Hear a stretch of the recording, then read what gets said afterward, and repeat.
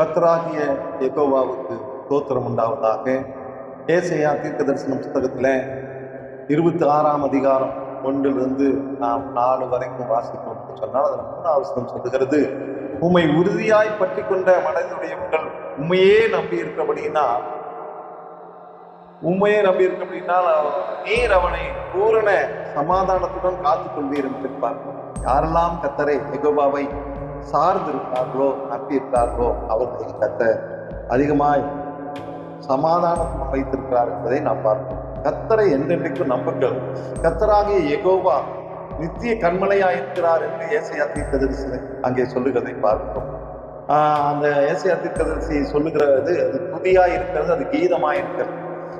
ஆகவே அங்கே கீதம் பாட வேண்டும் என்று சொல்லி அங்கே பார்க்க, யார் பாட வேண்டும், எப்பொழுது பாட வேண்டும் என்று சொன்னால் இது யூதா ஜனங்கள் எப்பொழுதும் பாட வேண்டும் என்று சொல்லி அங்கே சொல்லுகிறார். யூதா தேசத்திலே மட்டுமல்ல, அவர்கள் எங்கெல்லாம் போகிறார்களோ அங்கெல்லாம் கர்த்தரை யெகோவாவை பாட வேண்டும்.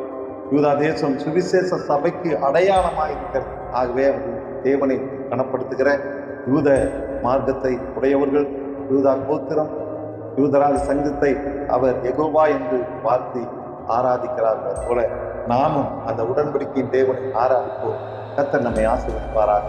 ஆமென்.